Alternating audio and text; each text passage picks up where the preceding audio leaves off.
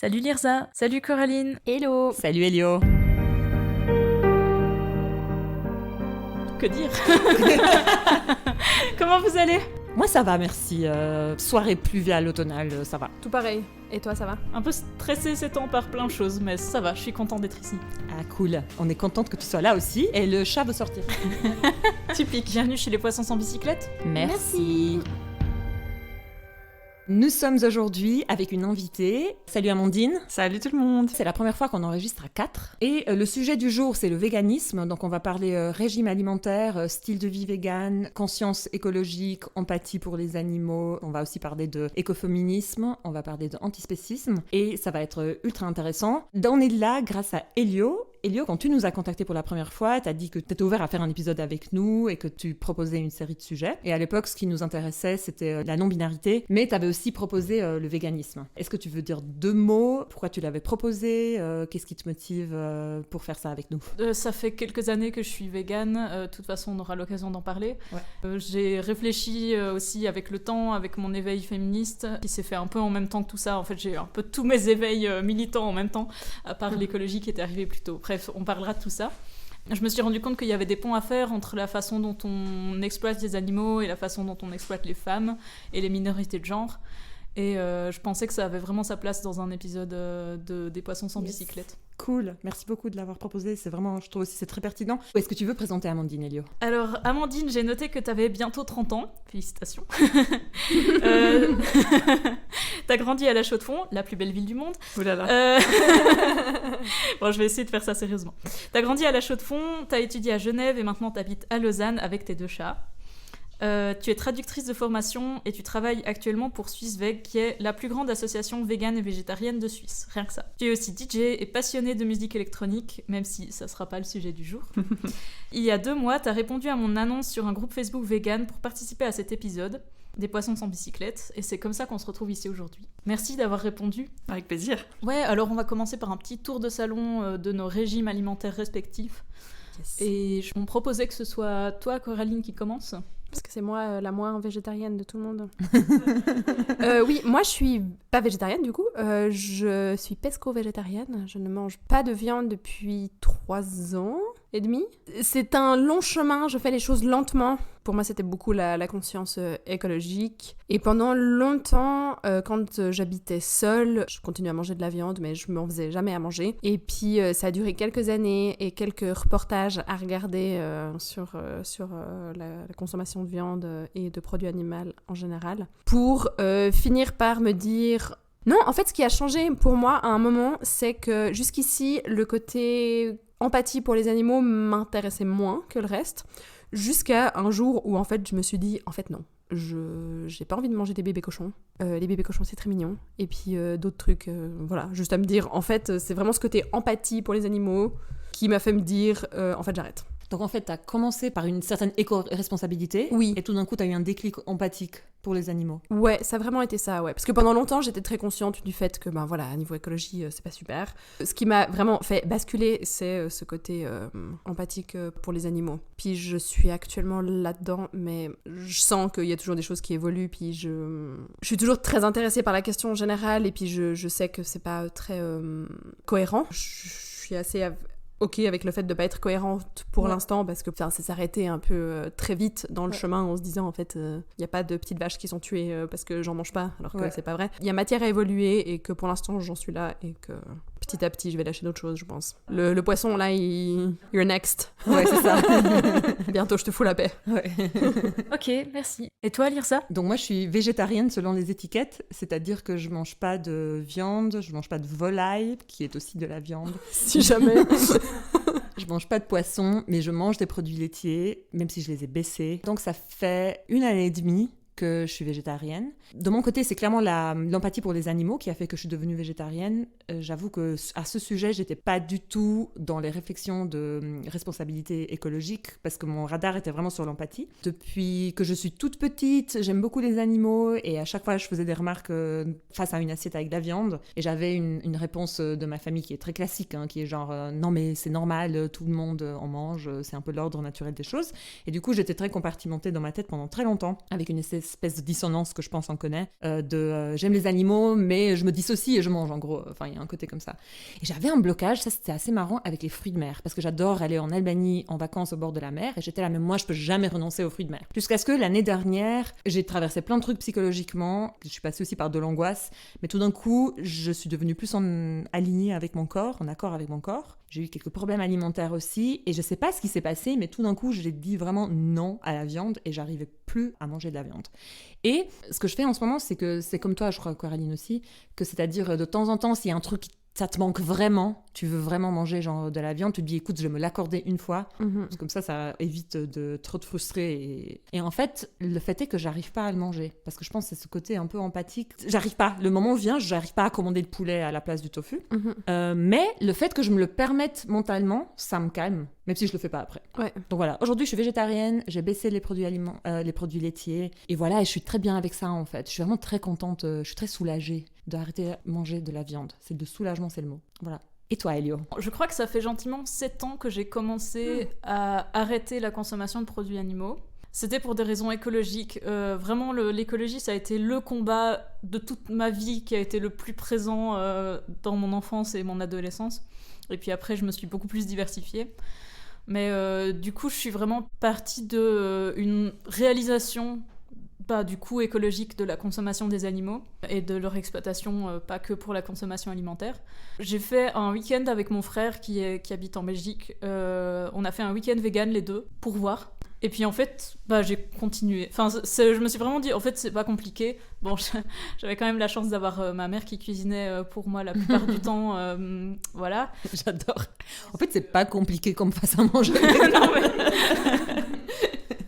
C'est-à-dire que je me suis rendu compte qu'il y avait moyen, et puis bon, c'était quand même une période où à un moment je me suis mis aussi à cuisiner plus à la maison quand j'étais à la maison, et bref, on s'est débrouillé. En tout cas, ne pas consommer de produits animaux, c'était pas compliqué pour moi. Mais à ce moment-là, comme c'était très pour la raison écologique, je me laissais de temps en temps faire des exceptions en me disant, en particulier si c'est des choses qui sont déjà là, et puis par exemple tout le monde partage ses repas, à ce moment-là ça me coûte rien, enfin voilà. Et puis je pense que c'est à peu près 1 an plus tard, à force de côtoyer des gens véganes, parce que j'avais envie de manger vegan avec des gens véganes, et puis de faire des actions véganes avec des gens véganes, je me suis rendu compte qu'il y avait aussi tout l'aspect antispéciste, qui parlait de l'empathie envers les animaux, qui parlait de comment est-ce qu'on exploite les autres espèces que l'espèce humaine.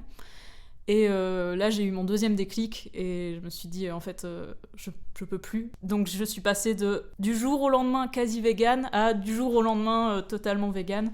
Cool, merci beaucoup. Et toi, Amandine? Alors moi, ça a commencé par une considération pour les animaux. En fait, quand j'étais petite, c'était un peu comme toi, j'avais cette dissonance cognitive que j'ai mis en place assez tôt, où en fait je voyais qu'il y avait de la viande dans mon assiette, et quand j'ai commencé à conscientiser ce qu'il y avait derrière, je voulais juste plus qu'on me dise quel animal c'était. Si tu prononçais le nom de l'animal, j'avais vraiment plus envie de le manger parce que j'arrivais à voir vraiment l'animal dans ma tête, et je me disais, j'ai pas envie de manger un morceau de ça en fait. T'avais quel âge du coup? Peut-être 7 ans, 9 ans, quelque chose comme ça, tu vois. Mais ça restait quelque chose que voilà, je gardais pour moi. J'avais dit à mes parents, s'il vous plaît, ne me dites pas, laissez-moi manger ma viande sans me dire. En fait, j'étais vraiment un peu consciente de ce truc de dissonance sans savoir poser le mot dessus, en mode il faut que je puisse regarder ça, parce que si tu me dis le nom de l'animal, je pourrais pas continuer à fermer les yeux en fait, et ça m'empêchera de le manger, de prendre plaisir à le manger et tout. Mais je pense que j'avais pas conscience que je pouvais aussi devenir végétarienne. Enfin, j'étais aussi très jeune à ce moment-là. Quand j'avais 14-15 ans, j'ai rencontré une fille, on est devenus très très proches, et en fait elle était végétarienne, et là je me suis rendu compte que c'était une option pour moi en fait aussi. Donc j'ai suivi son exemple, elle était un peu plus âgée que moi, je la trouvais trop cool et tout, je suis devenue végétarienne comme elle. Et pendant 1 an j'étais végétarienne, puis on était très proches, elle et moi, et donc là c'était aussi ma maman qui devait s'accommoder en fait en faisant la cuisine exprès pour moi, toujours une 6000 viandes à côté et tout. Puis en fait, quand j'ai cette amitié avec cette fille qui s'est un peu effilochée, petit à petit j'étais toute seule végétarienne dans mon coin, j'avais plus personne autour de moi qui mangeait comme moi en fait, et j'ai commencé à me dire finalement ça sert pas à grand chose ce que je fais, enfin j'ai pas vraiment un grand impact sur la vie des animaux si moi toute seule je mange pas de viande alors que toute ma famille en mange autour de moi. Donc ça m'a paru un peu moins sensé, et petit à petit j'ai recommencé à manger de la viande du coup. Et c'est que quand j'ai déménagé toute seule que j'ai décidé de revenir à mon végétarisme. Et j'ai été végétarienne pendant une 10aine d'années. Donc j'ai commencé vers 18 ans, quelque chose comme ça. Pendant 1 an, j'ai continué à manger du poisson aussi.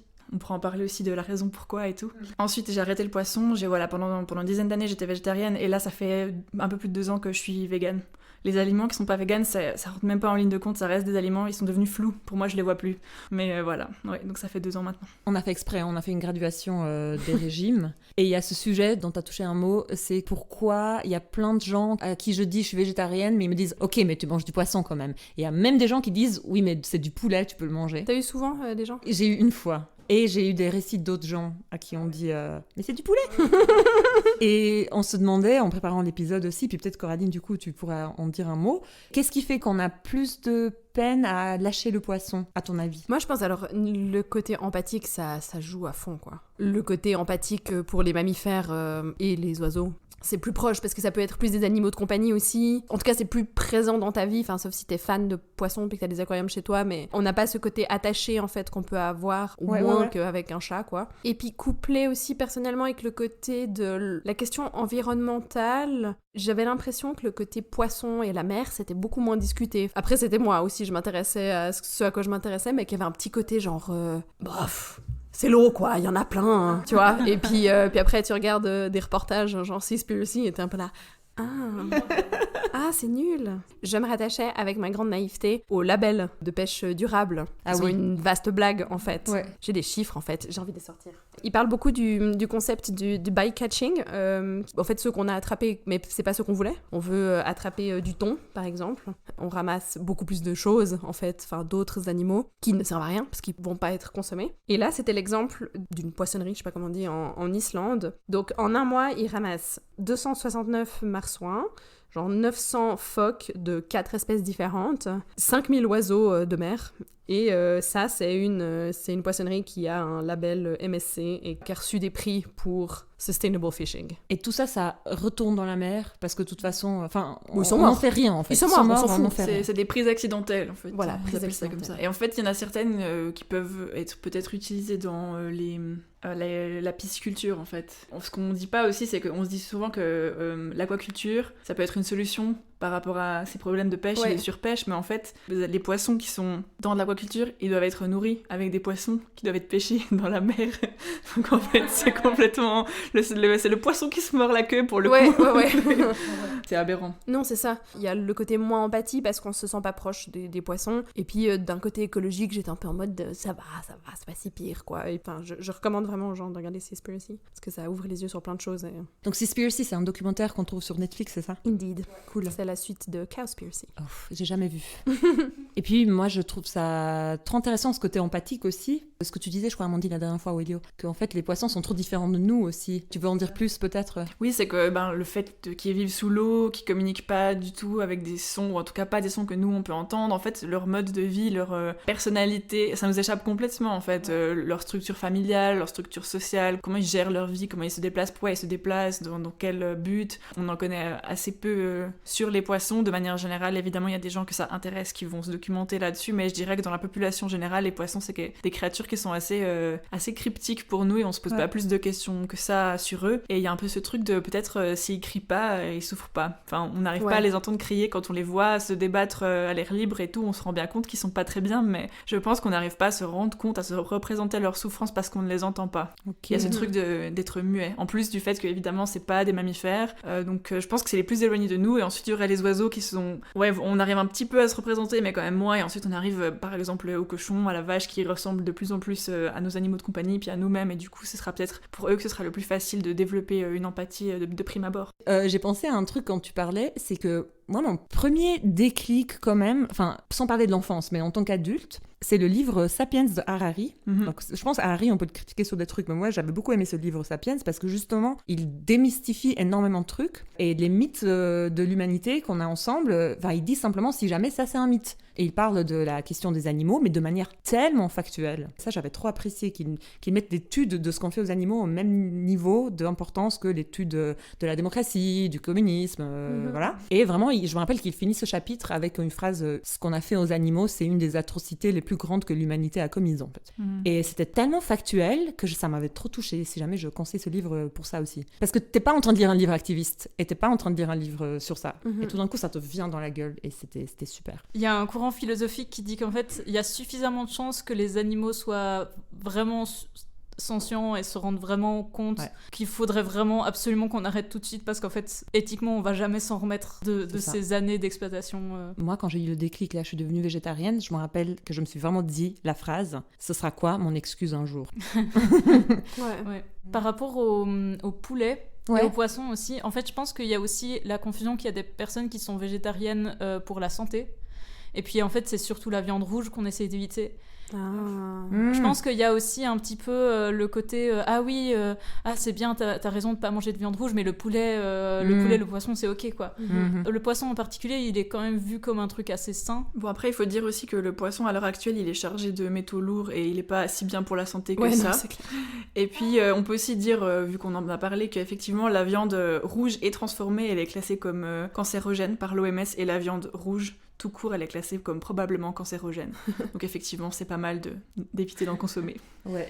Et sur l'empathie, je voulais dire aussi que moi, un truc qui a fait que longtemps, j'ai pas du tout eu d'empathie pour les animaux, c'est que j'ai grandi à la campagne avec, genre chez mes grands-parents, il y avait des lapins et des poules, chez ma tante aussi, enfin j'ai déjà vu des animaux, genre égorgés en train de se vider de leur sang, des choses comme ça. Désolée pour l'image. En fait, j'ai grandi avec le fait que ça existait et que... Vraiment, les animaux, ils étaient inférieurs à nous et c'était les gens faibles qui avaient de l'empathie. Je me souviens vraiment avoir pensé ça d'une végétarienne quand j'avais 17-18 ans. Je l'estimais jusqu'ici, mais en fait, elle est un peu faible, elle a de l'empathie pour les animaux et elle en mange pas, quoi. Je pense que c'est vraiment lié au contexte où t'as grandi, et j'imagine qu'il y a encore plein de personnes qui vivent dans des contextes comme ça, un peu plus ruraux, et qui ont encore cette mentalité-là, et je pense que sûrement qu'à une certaine époque où notre survie dépendait de la consommation d'animaux, c'était une mentalité qui était gagnante, parce que tu les consommais pas, t'allais mourir. Donc voilà. Et donc ça a perduré encore dans ces milieux-là, mais c'est vrai que en fait, plus on avance, plus on se rend compte que c'est pas une nécessité de les consommer, et donc c'est pas non plus forcément une faiblesse que d'arrêter. C'est difficile. Moi, je me souviens avoir entendu il y a pas longtemps, il y a quelques années, mon oncle parlait d'un abattage, et ça me fait bizarre de me dire que des membres de ma famille font ça, et c'est vrai que si je vivais encore là-bas et dans ce milieu-là, je pense que ce serait trop difficile, quoi. Je pense qu'il y a vraiment un côté protection de... Tu peux pas juste te dire que le reste de ta famille est en train d'abattre des êtres sentients qui vivent leur vie et qui peuvent pas vivre leur vie parce qu'on les abat, quoi. Est-ce que tu peux faire une petite définition du mot sentient ? Est-ce que, Amandine, tu es mieux placée que moi pour faire une définition de ce mot ? On peut essayer de la faire ensemble si tu veux. J'ai pas noté comme ça de définition, mais pour moi, un être sentient, c'est un être qui est doté d'une conscience, donc ça veut dire que c'est un être qui peut avoir des souvenirs en fait, et puis qui peut avoir des douleurs, toutes sortes d'émotions en fait, et de sensations physiques et mentale. Est-ce que c'est aussi lié à la conscience réflexive, c'est-à-dire c'est un être qui peut souffrir et être conscient qui souffre ? Je me demande s'il n'y a pas une différence justement entre la sentience et la conscience, et que c'est pour ça qu'on utilise deux mots différents, que la sentience c'est vraiment plus... en tout cas c'est un être qui est capable d'avoir des émotions, de créer des liens, potentiellement pas au niveau de la conscience. En fait, il n'est pas forcément conscient de lui-même, typiquement. Un chat, il va pas se reconnaître dans le miroir, cette conscience de soi, peut-être qu'il l'a pas à ce niveau-là. Donc ça dépend toujours de où est-ce qu'on la place, en fait. Mon chat croit que le miroir est une fenêtre. Moi, c'est un objet qui est là, qui n'a aucune raison d'être particulière, je pense. Mais il n'y a aucune réaction, quoi. Alors qu'un certain chien, j'ai déjà vu des vidéos de chiens qui se reconnaissent, qui se font peur, qui s'aboient dessus dans le miroir. Peut-être qu'il y en a qui se reconnaissent, d'autres pas. Enfin, ça peut être un critère pour délimiter la conscience, mais c'est assez subjectif parce qu'il y a pas mal d'animaux qui vont peut-être pas se reconnaître comme ça. Mais je pense quand même qu'un chat est conscient d'exister, ça c'est sûr. Il est conscient qu'il souffre, il est conscient qu'il a faim, il va venir te le réclamer et tout. Et en fait, voilà, c'est vrai que c'est une notion assez vague, mais on peut peut-être la googler pour avoir un... Alors, je vais faire ça. Selon larousse.fr, pour un être vivant, capacité à ressentir les émotions, la douleur, le bien-être, etc., et à percevoir de façon subjective son environnement et ses expériences de vie. Wow. Donc il peut créer des expériences de vie et ressentir toutes sortes d'émotions. Et c'est déjà prouvé pour pas mal d'animaux qu'on consomme. Oui. Ouais. Y compris les poissons, typiquement, voilà quoi. Et depuis longtemps d'ailleurs. Qu'est-ce que vous pensez de ce truc que j'entends souvent, et je suis assez souvent sur le cul, mais c'est la fameuse phrase « végétarien je comprends, vegan ça va trop loin ». Ce que je peux dire déjà de mon côté, c'est que si on parle de l'empathie pour les animaux, il y a un côté, c'est bon, on les tue pas, les vaches sont juste là, à traire, les moutons, voilà, on les rase, on fait quelque chose de leur laine et tout ça. C'est naturel. Et puis c'est ok, et puis c'est comme ça. Pour ma première réaction personnelle est que pour moi, au niveau de l'empathie, c'est quand même atroce d'avoir transformé des êtres vivants dans des machines productrices en fait. Faire du lait, avec une vache, c'est vraiment un peu la traiter comme une machine. Et moi, ça, je trouve atroce. Enfin, je continue malheureusement de manger des produits laitiers, moins qu'avant. Déjà, au niveau de l'empathie, moi, je trouve ça terrible. Mais je sais, Amandine, en plus, t'as d'autres infos. Oui, alors, déjà, de mon expérience personnelle, je peux dire qu'au début aussi, je pensais comme ça. Je pensais que végétarien, ok, je refuse de manger du cadavre, ça m'appartient. Puis ensuite, le reste, on les tue pas, donc ça devrait aller. Mais je pense que ça vient aussi beaucoup d'une mésinformation. Et ça vient aussi beaucoup des lobbies. Ouais. Enfin, typiquement, le lobby du lait est très très puissant. En Suisse, il a beaucoup d'argent, il déploie des moyens publicitaires assez impressionnants pour nous donner une image vraiment idyllique du lait, en fait, en Suisse, et des vaches laitières, de leur vie, etc. Et typiquement, là, c'est le lobby de la viande qui a fait une étude assez récemment. Et en fait, dans cette étude, ils ont demandé aux gens différentes choses pour savoir un peu quelle était déjà leur image de la viande suisse et tout, et aussi quel était leur niveau de connaissance en ce qui concerne l'industrie laitière et l'industrie de la viande. Et en fait, je sais plus maintenant exactement le pourcentage, mais vraiment plus de la moitié des personnes interrogées ne savaient pas que pour donner du lait, la vache doit donner naissance à un veau. Donc quand on en est à ce niveau-là en fait de connaissance, forcément qu'on peut se dire c'est ok, on prend le lait, la vache elle le donne de toute façon, elle a tout le temps une peine, on va juste le lui prendre. Et tout va bien. Moi je me souviens d'une personne qui a travaillé avec des vaches et qui me disait mais tu sais au moment de la traite elles se ruent pour venir se faire traite. Bah oui, parce qu'ils ont mal. Et si on leur laissait leur veau laiterait à son moment pendant la journée, ça se passerait tout seul, elles auraient pas besoin de se presser pour venir se faire traire parce qu'elles sont sélectionnées depuis des dizaines d'années, centaines d'années pour produire le plus possible de lait alors que le veau en a pas besoin. Enfin bref, il y a totalement un mythe, une méconception derrière. Oui, c'est vraiment, il y a vraiment un mythe là et je trouve ça fascinant. Moi j'ai appris, je pense il y a un peu plus de 10 ans, ce qui est déjà dramatiquement tard, que justement en fait les vaches ne font pas du lait H24 parce qu'elles sont faites comme ça. Et maintenant je m'amuse à souvent dire ça en soirée et voir la tête des gens. Parce que récemment, j'ai appris à une copine que non, les vaches, elles font pas du lait tout le temps, en fait. Enfin, c'est pas... Oui, on voit des vaches laitières, mais en fait, c'est comme les autres mammifères, en fait. Il faut qu'elles aient eu un veau, et du coup, on les insémine, et puis on leur enlève leur veau, en fait. Moi, je trouve vraiment, alors, les lobbies du lait ont fait un job... Waouh. Alors, ils ont rebrandé ça, mais picobello, pour qu'on soit comme ça largué. Hein. Oui, et puis on se dit, c'est nécessaire pour le calcium, pour les os, et c'est impératif d'en manger ou d'en consommer tous les jours et tout. Puis c'est un aliment qui est naturel, qui fait partie de notre mode de vie. Enfin, on y voit vraiment que du bien, alors que finalement, c'est pas un aliment qui est si sain que ça, et c'est pas non plus un aliment qui est absolument essentiel pour nous. Donc voilà, moi j'ai noté des choses là-dessus qui justement vont faire le lien en fait avec le côté féminisme. Parce qu'en fait, effectivement, on imagine souvent que manger de la viande, c'est pire sur une échelle morale que de consommer des œufs ou des produits laitiers, parce qu'on va pas manger directement un animal mort. Mais en réalité, justement, comme on a pu le dire, la souffrance qu'il y a derrière ces produits est tout aussi terrible, et presque pire, en fait, justement parce qu'on exploite un même animal pendant très longtemps pour ses capacités reproductrices, et ensuite l'animal, effectivement, on l'envoie à l'abattoir, donc il va aussi mourir au final.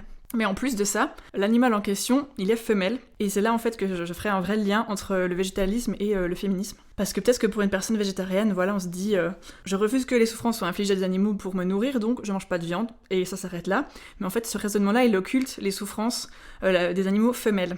Sous prétexte peut-être que voilà, elles sont faites pour ça, elles sont faites pour donner des œufs, elles sont faites pour donner du lait, ça les dérange pas, que leur rôle c'est de donner et que nous on prend, parce que du coup elles sont dominées et nous on est dominants. Et en fait, je pense qu'on se rend pas compte que c'est une logique qui est non seulement spéciste mais aussi sexiste. Et que donc choisir un mode de vie végétalien ou vegan, c'est aussi refuser de cautionner ce système-là, et c'est de refuser de se dire que parce que ces animaux sont femelles, alors leurs souffrances ne sont pas valides. Et ça parle vraiment de ce manque d'empathie ou cette empathie plus basse qu'on a pour les femmes. Ça, c'est aux animaux et aux femelles des animaux. Wow. Ouais, merci pour cette réflexion.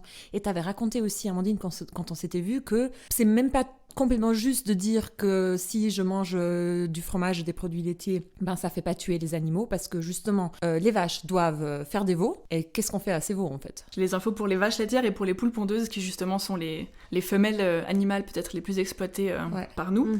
Donc les vaches laitières, déjà, comme l'a dit Elio, elles ont été sélectionnées pour leur performance à la production depuis des années. Donc c'est des vaches qui produisent maintenant énormément de lait. Ouais. Elles sont inséminées artificiellement et contre leur gré chaque année. Donc elles passent la majeure partie de leur vie enceintes.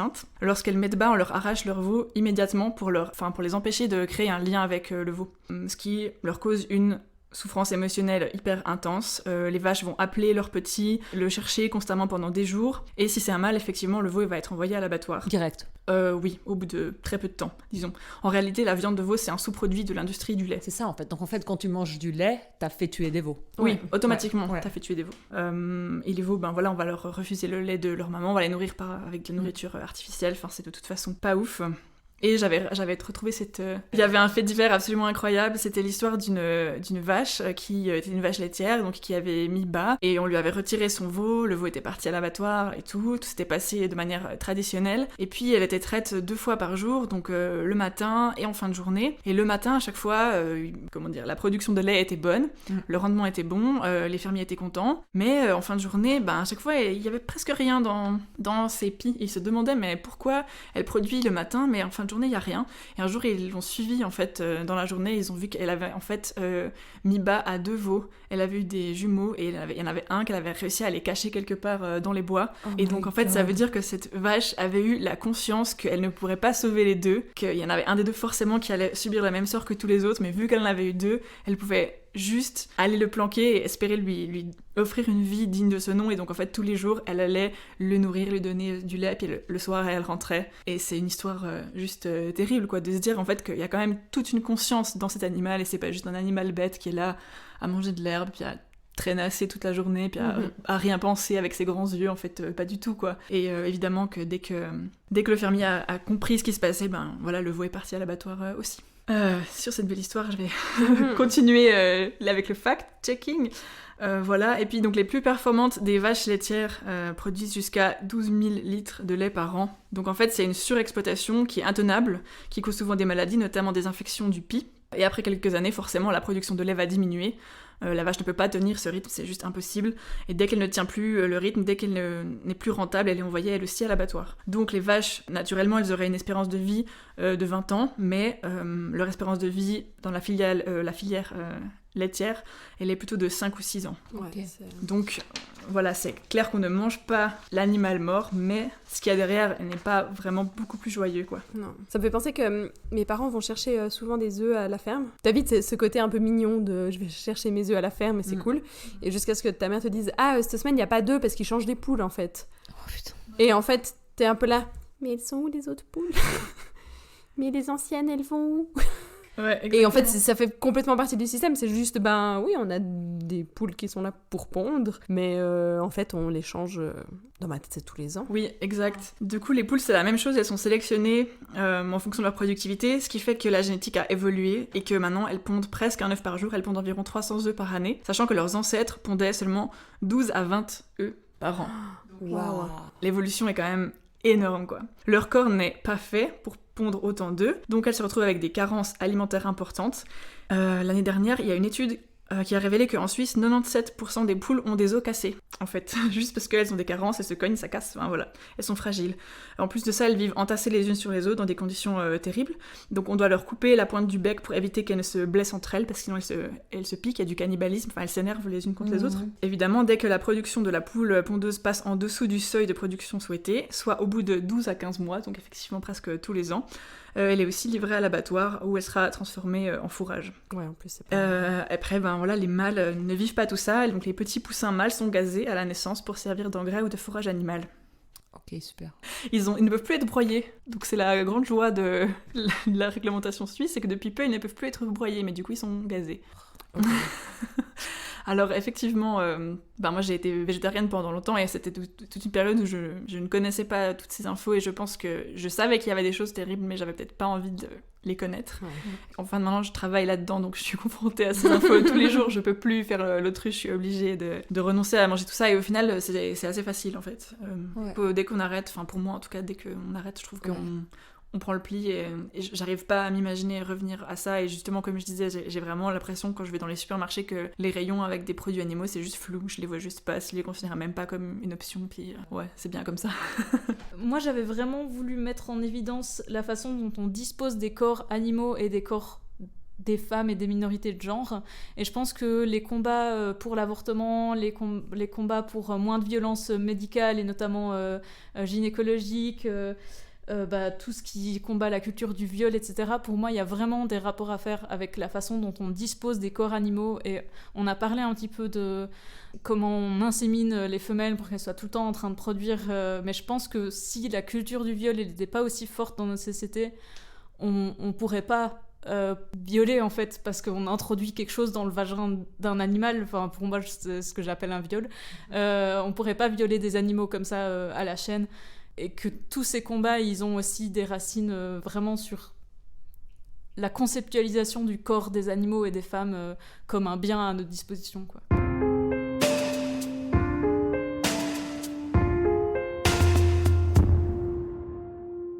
T'as déjà commencé à aborder un petit peu l'aspect on exploite les femelles d'une façon bien spécifique, et notamment pour leur côté maternel, tout comme on exploite les femmes, notamment pour leur côté maternel. Il y a clairement des liens à faire, et il y en a d'autres qu'on a un peu listés.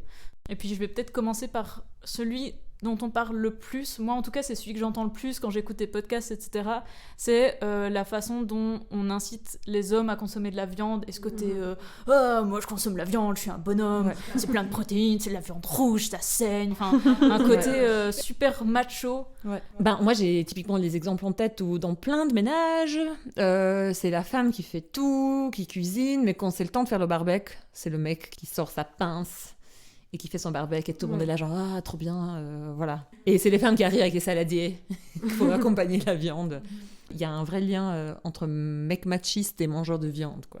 Est-ce que vous pensez qu'il y a aussi ce lien vraiment avant on était chasseurs, enfin, c'est cet imaginaire qui s'avère même pas si vrai, mais que les hommes allaient à la chasse et les femmes nourrissaient leurs nourrissons, allaitaient quoi leurs nourrissons. Oui, et puis ils faisaient la cueillette, c'est toujours le chasseur, la cueilleuse. Ouais, exact. On sait maintenant qu'il y a en tout cas des tribus dans lesquelles c'était pas le cas. Ouais. Ça s'était pas distribué en fonction du genre. Donc si t'es un vrai homme, tu achètes ton steak dans un plastique au supermarché, ok, et puis en fait tu comme manges. Les chasseurs comme de les l'époque. Chasseurs. Tu confrontes la caisse. C'est même pas toi d'ailleurs qui fais ça, c'est ta meuf qui va acheter ton steak dans un plastique. Et ça fait de toi un vrai homme, comme les chasseurs. Ces hommes-là vont aussi activement dévaloriser les légumes. En anglais, on dit rabbit food, bouffe de lapin, quoi. Enfin, genre, c'est de la merde. En espagnol, j'ai entendu l'expression mariconerías. Maricon, c'est un mot insultant pour dire gay, et ça veut dire c'est des affaires de gay, quoi, en fait, de manger de la salade. Ouais, j'ai déjà entendu ça. C'est insultant à tellement de niveaux. Oui, exactement, il y a beaucoup de layers. C'est genre ding ding ding. Exactement. D'ailleurs, tu vas peut-être en parler, Amandine, mais on sait que dans les statistiques, c'est plutôt les femmes qui sont végétariennes. En réfléchissant à l'épisode, le truc que je me suis dit, c'est que quand tu m'avais dit que la viande est déjà classée comme cancérogène ou probablement cancérogène, tout ça, il y a un truc aussi où le soin est relégué aux femmes. Donc en fait, c'est les femmes qui vont s'inquiéter de la santé. Dans un couple typique hétéronormatif, je dis, c'est les femmes qui vont se dire non mais on va manger équilibré, attention à ton cholestérol, à son mari, et le mec il va dire oh tu me fais chier, en fait t'es une rabat-joie, tu me laisses pas vivre, alors que ce qu'elle dit c'est juste censé en fait, mais le soin et faire gaffe à sa santé c'est relégué aux femmes, et les hommes sont là pour vivre. C'est ça en fait, c'est qu'il y a beaucoup de comportements associés à la virilité qui sont plus nocifs pour l'environnement. Typiquement, avoir une grosse voiture, manger beaucoup de viande rouge, jeter ses déchets n'importe comment sans faire attention, ou même juste être à la tête d'une entreprise qui brasse beaucoup d'argent et qui pollue beaucoup. Et la question, ce serait justement pourquoi est-ce que ce serait plutôt quelque chose de viril. Comme tu dis, les femmes, elles sont sociabilisées pour être empathiques, assumer toute la charge du care dans les relations familiales, amoureuses, amicales. Et je me suis dit que peut-être c'est justement pour se démarquer de cette sensibilité dite féminine, que certains hommes ressentent le besoin d'affirmer leur virilité à travers des comportements qui vont à l'opposé de ça, c'est-à-dire qui démontrent un je m'en foutisme royal vis-à-vis de l'environnement, des animaux, parce que en fait la compassion et l'empathie c'est associé aux femmes, et donc c'est une forme de faiblesse. On revient à ce que tu disais Elio avant, quoi. Ouais. D'ailleurs les hommes véganes en anglais sont appelés les soy boys, garçons soja. Oui, ouais. Et puis c'est vraiment c'est insultant, l'utilisation du garçon pour parler d'un homme, et aussi parce que le soja, il y a ce mythe que le soja a des trucs qui ressemblent à de l'œstrogène et que ça peut féminiser la personne. Alors oui, il y a des trucs qui ressemblent à de l'œstrogène, mais ça ressemble, c'en est pas, et ça n'a aucun impact. Il n'y a rien qui a été prouvé là-dessus, le contraire. C'est vrai. C'est vrai que c'était un mythe qu'il y a des perturbateurs endocriniens et tout. Ah non, mais parce que moi j'y ai cru. Enfin, on m'a vraiment dit fais attention, mange pas trop de. Oui, non, tofu. alors en fait, c'est pas prouvé. Ça circule encore absolument. Ah ouais, absolument. mais, Même de gens végétariens en fait qui me disent non, mais faut arrêter, faut pas manger tous les jours ou je sais plus quoi. Il y avait une. Certes, il faut diversifier son alimentation. De toute pour façon. d'autres raisons, en fait, juste Oui. pas pour ça. Donc moi j'y ai cru si jamais. Je suis tombée dans le piège. Ouais. Ça me fait marrer parce que je suis beaucoup de comptes de cuisine sur Instagram et ils sont tous véganes. Et récemment, j'ai découvert un peu plusieurs groupes de gars justement qui s'aident un peu à se promouvoir ensemble parce que justement ils sont en mode en fait les hommes véganes, les gens passent leur temps à se foutre de notre gueule. On est vraiment un peu contre-culture. Voilà, on a créé un peu cette espèce de collectif pour un peu se soutenir là-dedans. J'étais un peu en mode, j'ai pas l'habitude d'être en mode go man. D'avoir de l'empathie pour un groupe de mecs. Oui, mais en fait j'étais là, ouais, ok, ouais, je comprends ce que vous voulez dire, je suis d'accord. Ouais. J'ai commencé à regarder, à l'écouter l'épisode des couilles sur la table qui parle justement de ces thématiques, qui s'appelle Nourrir son homme, le bon steak et le joli morceau. En fait, justement, c'était intéressant, j'ai pas beaucoup écouté parce que j'avais peur de tout répéter ce soir, mais il disait que manger de la viande, c'était aussi une manière d'asseoir sa domination sur le vivant, mais il y a aussi le truc d'affirmer son rang social, donc les personnes qui ont le plus de moyens peuvent manger le plus de viande, et que du coup, refuser de participer à cette consommation, c'est se solidariser avec les animaux et peut-être avec les personnes avec moins de moyens, et donc c'est trahir un ordre social, c'est refuser son rang de dominant et refuser le privilège qui va avec, et ça donne lieu à une réprobation sociale de la part des autres hommes, notamment des moqueries et de la ridiculisation, et du coup c'est moins grave pour les femmes de devenir végétariennes ou véganes parce qu'elles sont déjà perçues comme des êtres de second rang, et que en fait du coup le végétalisme, le végétarisme c'est une menace pour la masculinité mais pas pour la féminité, et que donc c'est plus facile pour les femmes de renoncer à la viande parce qu'en fait la viande elle contribue pas à la définition de leur identité genrée alors que pour les hommes d'une certaine manière elle en fait partie. Ouais. Ouais. Tu sais, souvent quand je pense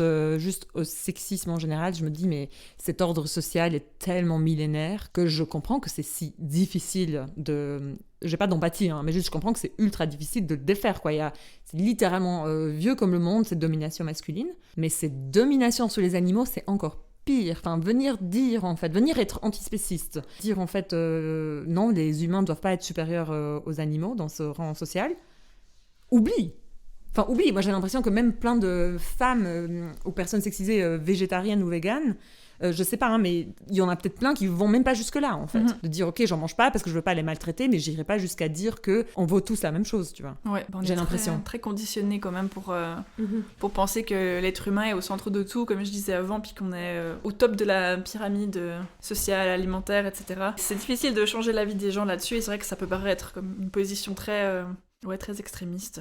J'ai adoré la tête que t'as. Ouais. Et après, il y a aussi plein de gens qui arrivent en mode oui, mais comment tu peux dire ça et tout, enfin, comment tu peux accorder autant d'importance à cette problématique-là alors que, je sais pas, moi, il y a des enfants qui meurent de faim, puis il y a des exploitations, puis il y a ci, puis il y a ça, puis c'est sûr qu'il y a plein de problèmes, il y a plein de domination des humains sur les humains, d'exploitation des humains sur les humains, et plein d'autres choses qui méritent, bien sûr, qu'on leur accorde de l'attention et tout. En fait, on n'est pas en train de dire que la cause animaliste est plus importante, mais je pense qu'il y a certaines personnes qui se sentent peut-être piquées là-dedans, en fait, parce qu'ils ont l'impression, quand on parle d'antispécisme, que du coup on met le problème des animaux au même rang que tous ces problèmes-là, et en fait... Non, mais ça c'est l'équivalent du les hommes souffrent aussi. Ouais. Mais oui, c'est ça, c'est not all men, c'est, tu vois, c'est ça en fait. En fait, on a tous et toutes des sensibilités différentes et puis des combats qui prévalent, quoi. Enfin, qui te parlent plus à toi. Et puis, on peut pas se focaliser sur tout, puis c'est très bien de nous dire que, oui, il y a des gens qui meurent de faim puis qui aimeraient bien pouvoir manger de la viande.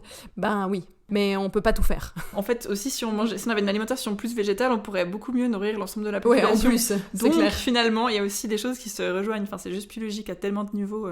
Non, puis c'est ce que tu clair. disais aussi, Coco, par rapport à ce truc les hommes souffrent aussi, c'est que si le reste du temps, tu milites pas pour mieux nourrir les orphelins, C'est juste des mais tu le facts lâches qui sortent. juste quand je te parle d'antispécisme, ben en fait, c'est juste que tu veux juste me faire chier, en fait. Il y a toujours des arguments, en fait, des arguments un peu abracadabrants qui ressortent. J'ai l'impression que dès que tu arrives dans une pièce et par pur hasard, l'info sort que tu es végétarien ou que tu es vegan, il y a toujours un certain type de personnes qui doivent aller vers toi pour se justifier de leur consommation personnelle de produits animaux. Ah oui. C'est incroyable. Hein. J'en parlais à Lirza. T'es à table, au boulot, avec ton tube, un truc, et puis, je sais pas, on te pose une question, puis tu dis, ah, non, mais je mange pas de viande. Et là, t'as pendant 15 minutes les explications, Oui, tout le monde mais moi, était là. nanana. Mais en fait, j'en ai rien à foutre. Si jamais je vous ai rien demandé. Non, mais parce que tu vois, moi, en fait, je me considère flexitarien. Ouais, voilà, Et puis ça. en fait, je fais super attention. J'essaie de manger moins de viande, mais de la qualité, tu vois. Mais je n'ai rien demandé en fait. C'est ça. Je ne fais pas partie de cette conversation. Tu as un monologue pour te justifier tout seul. Et je comprends tout à fait parce que je suis sûre et certaine que j'ai fait ça à un moment ou un autre à des gens pour aussi leur expliquer que je comprenais mais que je faisais pas d'efforts. Et voilà, mais vraiment, c'est magique. Du coup, Lirza, tu confirmes, tu as la même expérience? Je confirme, j'allais dire, moi ça m'arrive pas trop, et en fait ça m'est arrivé cette semaine. Comme toi, je comprends. Il y a deux trucs que j'aimerais dire là-dessus. La première, c'est que flexitarien, la plupart des gens qui disent ça ou qui disent pas ça, mais qui disent, mais de toute façon, nous on mange pas trop de viande, on n'en cuisine jamais à la maison. Je les invite vraiment à réellement noter combien de viande elles mangent, parce que souvent c'est plus que ce que tu penses, et je dis ça par expérience personnelle. C'est qu'en fait, souvent on dit on mange pas beaucoup de viande nous à la maison, parce que les gens imaginent de gros steaks saignants dans la poêle. Mais en fait, le poulet, c'est de la viande, le poisson, c'est de la viande, le salami que tu as mangé dans ton sandwich à midi, c'est de la viande, le thon dans ta salade, c'est de la viande. Donc en fait, si tu commences à tout compter, tu manges... J'ai l'impression que beaucoup de gens mangent plus de viande que ce qu'ils pensent. Donc ça, c'est la première chose que j'aimerais dire. Et la deuxième, c'est est-ce que vous pouvez m'éclairer sur ces gens qui viennent demander concrètement ce que je mange pour trouver des incohérences dans mon régime alimentaire? Ça, j'adore. Ces mêmes gens me disent, moi, d'accord, changer de régime alimentaire, valoriser les légumes, je trouve ça génial, comme ça, t'ouvres ton esprit vers de nouvelles recettes. Ce que j'aime pas, c'est ce fait de pas lâcher la viande et de manger du simili-viande qui, des fois, a une pire empreinte carbone que la vraie viande. Est-ce que vous pouvez dire si c'est vrai, s'il vous plaît? C'est faux. Ceci est faux. Non, en fait, les simili-carnés, ils ont une très mauvaise réputation, surtout la réputation d'être ultra transformés. Mais en fait, ça vient vraiment, des lobbies de la viande qui ont poussé ce terme ultra transformé à fond pour parler de ça. En fait, pour trouver un contre-argument aux simili-carnés, parce qu'en fait, les simili-carnés, à aliment égal, disons, avec un saucisson, un faux saucisson, je sais pas moi, avec une tranche panée versus tranche panée. Enfin, en fait, voilà, à l'aliment égal, par rapport à l'aliment de référence, ils auront toujours une empreinte carbone plus basse, c'est sûr. Beaucoup plus basse. Oui, vraiment beaucoup plus basse. Ouais. C'est simple, hein. Tu dois produire pour un truc à base de légumineuses et de légumes. Tu produis que les légumineuses et les légumes dont tu as besoin. Tandis que si c'est à base d'un animal, bah, tu produis tout ce qu'il faut à la vie de l'animal si on le tue à la fin. Donc une vie entière de nourriture pour animal. Plus d'eau, plus d'infrastructures, etc. Ouais. Puis même quand on prend que les œufs, etc., bah, on doit toujours nourrir l'animal plus longtemps avec plus de plantes que ce que ça demande la plante en elle-même. Exactement. Donc c'est pas vrai. Et puis même le côté ultra transformé, en fait, il est débattable, quoi. Si on regarde la liste d'ingrédients qu'il peut y avoir dans une viande qu'on trouve en supermarché emballée, etc., souvent, enfin, il y a aussi plein d'autres trucs qui sont ajoutés, une petite sauce, un petit machin, et puis parfois la liste elle est hyper longue, je veux dire ça. Et puis si on compare vraiment le même type de produit, enfin typiquement un nugget, un burger ou ce genre de choses, c'est aussi transformé. Les produits carnés, je veux dire. Donc en fait, enfin à ce moment-là, vraiment à aliment égal, ça s'équivaut. Il y a vraiment pas de problème. Enfin, il y a juste beaucoup de mauvaise publicité qui est faite là autour juste parce que l'industrie de la viande a peur, alors qu'en réalité, vraiment, ces produits simili-carnés, ça représente même pas 1% des ventes de viande dans le monde, donc c'est pas comme si ça avait vraiment de quoi avoir peur à ce stade. Ah ouais. C'est vraiment très très peu. Moi, j'ai eu ce même genre d'argument aussi avec par rapport justement au tofu, puis dire, tu sais, c'est pour ça qu'il y a la déforestation. C'est le pire. C'est le soja. Et puis t'es là, oui, c'est le soja que je mange moi, c'est pas celui que ta vache a dû manger, en fait. Exact. Parce que du coup, qu'est-ce qui se passe? Les vaches mangent du soja pour... Ça fait partie du fourrage. Oui, c'est ça fait partie du fourrage, en fait. Et puis que du coup, qui c'est qui mange plus, moi ou une vache? C'est débattable.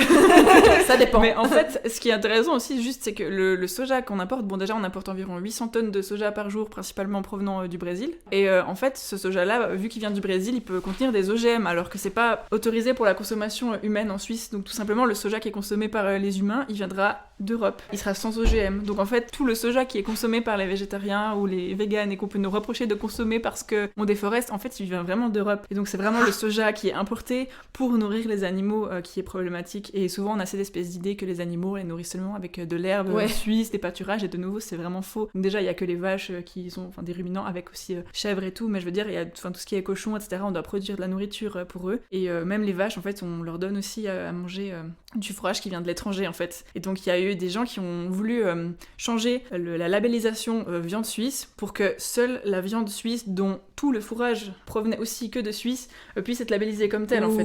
Mais ça ils ont n'est dû absolument pas passé, parce Non, qu'il n'y a évidemment. aucune... La viande 100% suisse qui est nourrie qu'avec des aliments suisses, ça n'existe n'existe pratiquement pas, en fait. Tintin. On cause beaucoup plus de tort à l'environnement en consommant des produits animaux que juste en consommant du soja qui vient d'Europe ou je sais Ouais. pas. Et puisqu'on est dans le sujet, généralement il y a aussi oui mais après tu dois te complémenter. C'est vrai, je me complémente avec notamment de la B12 parce qu'il n'y en a pas dans les végétaux. Mais en fait, généralement, les animaux d'élevage sont complémentés aussi, sont bourrés d'antibiotiques parce que, comme tu le disais, en fait, on les met tous ensemble, donc il y a des maladies qui s'installent et donc on les traite tout le monde à l'antibiotique, comme ça on est sûr qu'il n'y a pas la maladie qui s'installe. Bref, ça non plus, ça ne tient pas. Voilà, c'est dit.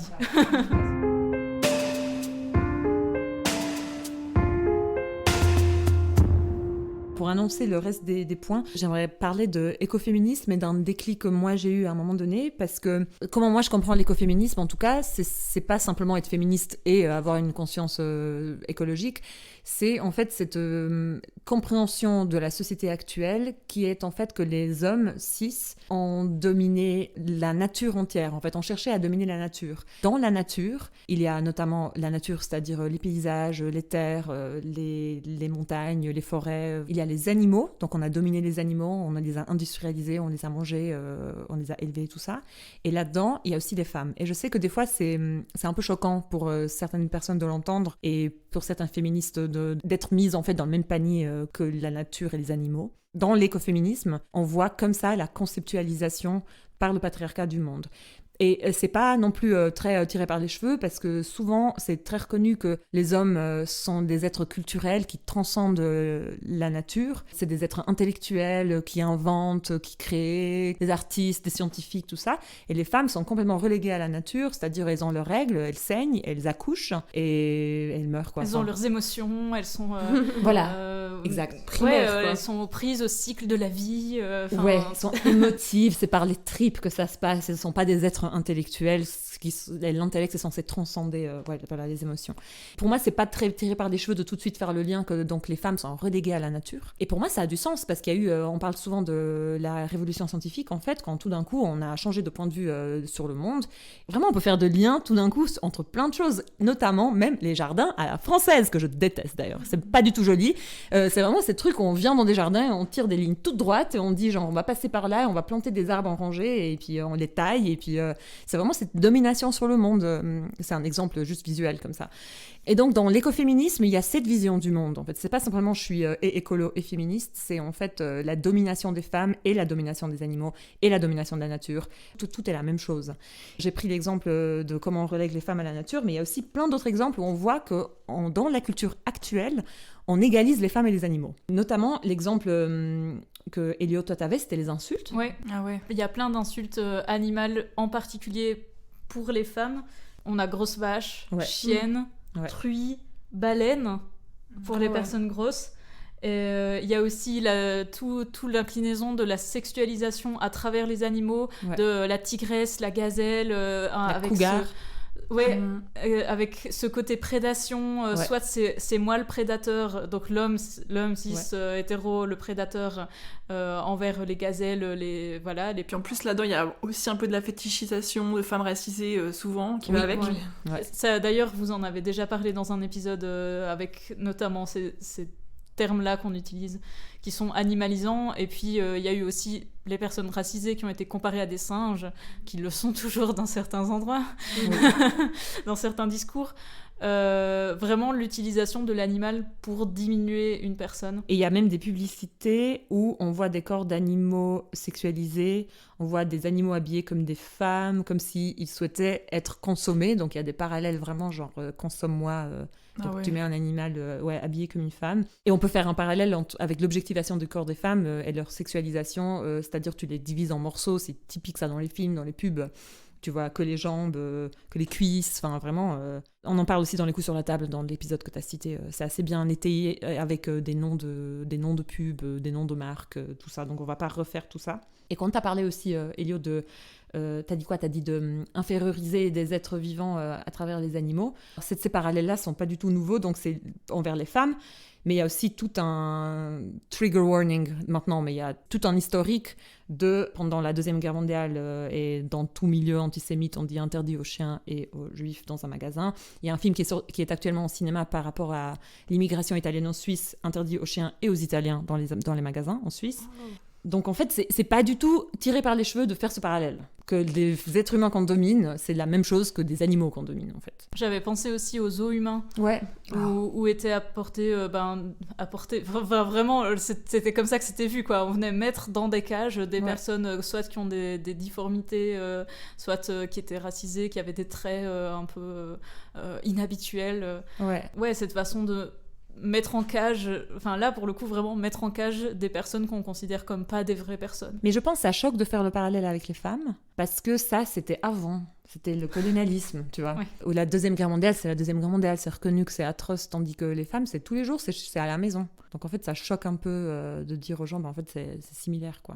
Mais ça fait vraiment clairement du sens de dire, en fait, les causes sont liées. Je trouve l'aspect que Elio a mis en avant des insultes très intéressant, parce que c'est vrai qu'encore une fois, on n'a pas beaucoup d'insultes.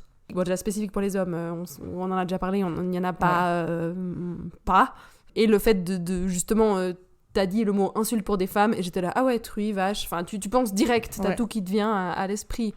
Et vraiment, à quel point l'homme est là pour s'asseoir surtout, dominer le tout, quoi. J'ai réfléchi à une insulte qu'on peut utiliser pour les hommes, c'est porc, et c'est une insulte grossophobe en fait. Il y a grossophobe, mais il y a le côté aussi vicieux, sexuel, et je pense à plusieurs comme ça, par exemple si on dit chacal, chacal, un truc comme ça. Mais c'est presque moins péjoratif. C'est presque moins péjoratif parce qu'il y a le côté où tu vas quand même être le dominant dans la situation, où si t'es un porc, si t'es un chacal et tout, c'est quand même toi qui vas aller gratter pour obtenir ce que tu veux, de faveur de la personne, etc.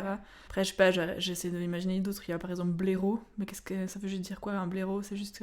Un bolos. Bolos, ouais. Donc il y en a quelques-uns. Mais même chien, par exemple, ça sera aussi plus le côté bête sauvage, qui n'arrive pas à se retenir, en fait. Ouais. Enfin, ça peut arriver, mais c'est vrai que c'est quand même moins commun, et c'est moins dévalorisant, effectivement, que de dire ça à une femme. Quand tu dis à un mec, t'es un chien, c'est on rigole, t'es un chien, mais quand tu dis à une meuf, t'es une chienne, t'es moins que rien, en fait, t'es tout en bas. Et du coup, c'est vrai que ça dénote le sexisme, puis en même temps le spécisme, parce que tu associes la chienne à, tu vois, quelque chose qui est vraiment tout en bas de l'échelle, puis c'est assez intéressant de faire le parallèle. C'est vrai qu'il y a ce rapport-là des écoféministes qui pensent que la domination patriarcale, elle est à l'origine d'un schéma psychique qui fait que les hommes se sentent donc en position de supériorité par rapport à l'ensemble de la nature et du vivant. Donc comme tu disais, ça inclut les animaux puis aussi les femmes. Et que donc, c'est vrai que ce mécanisme-là, ça fait qu'ils se sentent presque légitimes de les dominer et puis de les instrumentaliser. Ouais, on pourrait se dire que c'est pour ça qu'il y en a autant qui se trouvent tout à fait bien dans leur basket puis dans la situation actuelle, et ils voient pas où est le problème, juste parce qu'ils ont toujours été mis là-dedans. Et je trouve que ce truc où on accepte le végétarianisme sous prétexte que c'est écolo, j'aime pas ça, parce que ça contourne la question de l'empathie, en fait. Ça nous permet de l'accepter, mais pour des raisons, on a déjà parlé, je crois, mais pour des raisons rationnelles. Et ça parle pas d'empathie, et ça me saoule trop, en fait. Tu sais, les gens qui sont là, genre, que j'accepte parce que c'est écolo, je suis là, genre, je veux pas que tu acceptes, en fait. Parce qu'il y a aussi ce côté, on a parlé, je crois, c'est l'évolution de la bonne masculinité. Genre, qu'est-ce qu'on appelle de la bonne masculinité aujourd'hui à Lausanne, en 2023 ? C'est souvent, c'est des mecs qui n'aiment pas les gros SUV, donc ça, c'est la bonne masculinité dans certains milieux. C'est des mecs, qui sont à vélo, quoi, en fait.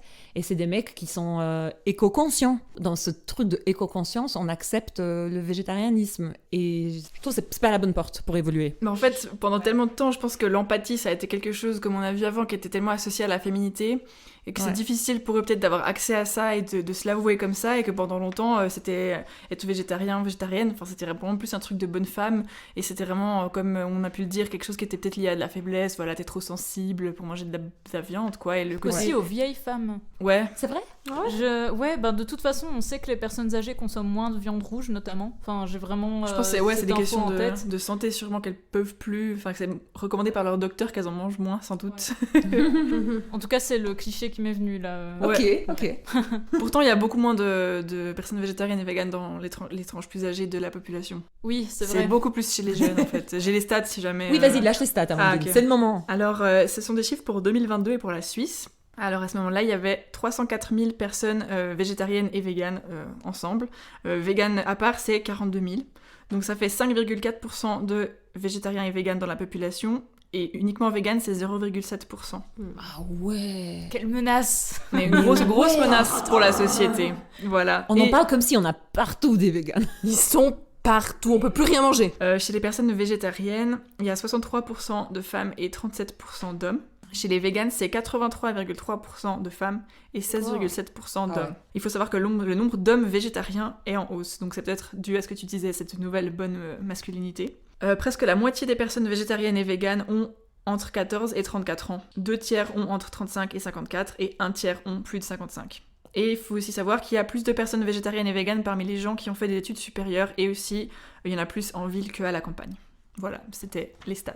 Merci pour les stats. Je trouve déjà très drôle que tu vois ce côté de ville versus campagne quand tu vas dans une autre Migros que celle à Lausanne.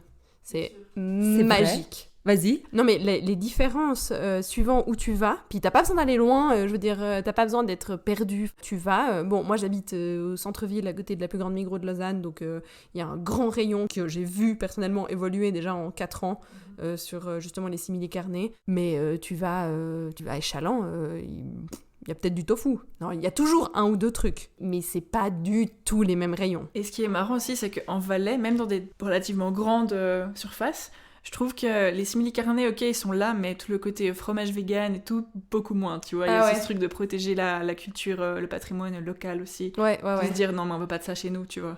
Ça, c'est n'importe quoi. Genre, la viande, on peut peut-être concevoir, mais le fromage, non. Là, faut pas déconner. la raclette végane, vous oubliez. Hier, j'ai eu un coup de cœur, en fait, de fou, parce que j'ai organisé un événement avec SwissVeg, et on avait notamment Alice Fauconnet, qui est la cofondatrice de New Roots. Donc la fromagerie, crèmerie végétale suisse, qui a fait une présentation. Ouais. Et en fait, dans sa présentation, elle expliquait qu'ils ont un projet juste magnifique, de circularité juste incroyable, où en fait, en Suisse alémanique, il y a une ferme qui s'appelle Hofnar, en fait, c'est un sanctuaire pour animaux, ferme vegan et tout ce que tu veux, et leur projet s'appelle Transformation, et donc eux, dès le moment où des agriculteurs et agricultrices qui font de l'élevage et qui veulent arrêter l'élevage ne savent pas comment faire, ils peuvent se tourner vers cette association qui va en fait les aider à faire toute leur reconversion professionnelle. Ils vont aller dans la ferme, ils vont voir qu'est-ce qu'ils peuvent planter éventuellement, enfin ils vont vraiment essayer de les aider au maximum pour qu'ils puissent arriver à avoir une exploitation qui soit rentable et qui soit dépourvue de souffrance animale. Et en fait, ce que New Roots fait, en fait, c'est qu'elle s'intègre dans ce processus, vu qu'eux, ils aimeraient vraiment réussir à produire du fromage végétal avec des ingrédients locaux, parce que pour l'instant, ils travaillent avec des noix de cajou, qui sont tout à fait fair trade et tout, mais quand même qui viennent de relativement loin. Et en fait, ils ont pour projet d'utiliser du lupin. Et le lupin, il peut être produit en Suisse. Donc en fait, c'est quoi le lupin ? C'est une céréale. En fait, l'idée, c'est de produire du fromage végétal à base de lupin. Et en fait, donc, ils vont se mettre en contact avec les personnes qui auparavant faisaient de l'élevage et qui ont décidé de renoncer à ça et qui savent peut-être pas trop quoi faire maintenant avec leur exploitation. Ces personnes-là, elles vont produire du lupin. Le lupin va servir à produire du fromage végétal. Donc en fait, la boucle est bouclée en fait.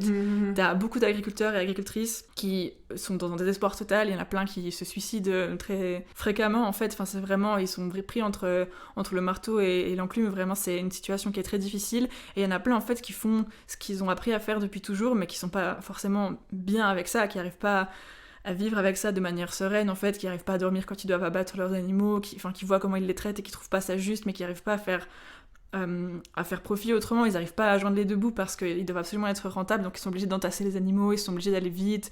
Enfin, c'est vraiment la production industrielle qui est très très difficile à faire, même pour eux. Donc il y en a plein qui aimeraient sortir de ce système, puis ils savent pas comment, parce qu'en Suisse ils ont des subventions aussi pour leur production, mais pour la production de légumes, etc., il y a quasi pas de subventions. C'est vraiment beaucoup pour la production de viande et de produits animaux. Donc en fait c'est très dur de se sortir de ça quand on est dedans. Donc pour les aider, New Roots offre une aide financière et ensuite va les mandater directement pour produire de manière continue du lupin pour faire son fromage. Donc je trouvais que typiquement ce genre d'entraide aussi, c'est juste incroyable et c'est vers ça en fait qu'il faut tendre, c'est vers un monde comme ça, c'est vers de la circularité, c'est des projets comme ça pour aider les gens à s'en sortir et les inclure dans nos efforts et pas juste les laisser tout seul à leur dire oui la viande c'est mal, les produits animaux c'est mal, puis ensuite on leur donne aucune solution. C'est important d'arriver avec des choses comme ça. Moi ça m'avait trop choqué quand tu m'avais dit que la viande n'est pas rentable en fait, parce que non. Je pensais que c'était un de ces trucs où ça persiste parce que c'est de la thune et en fait elle est méga subventionnée et je pensais pas du tout. Je pensais vraiment que c'était dur de s'en défaire à cause de l'argent, mais en fait c'est beaucoup plus grave que ce que je pensais comme situation. Oui, je crois que, sauf erreur, il y a plus de 80% des subventions agricoles qui sont allouées à la production de denrées d'origine animale. Et ça inclut la production de fourrage aussi pour les animaux. Ouais. En fait, jusqu'à l'année passée, ou jusqu'à cette année, en fait, la culture de légumineuses destinée à la consommation humaine n'était pas du tout subventionnée. Et elles étaient subventionnées, en fait, que si ces légumineuses étaient destinées aux animaux d'élevage. Wow. Alors voilà, ça vient de changer, la réglementation vient juste de changer, mais tout ça pour dire qu'on est encore très loin d'une espèce d'égalité entre les produits animaux et végétaux.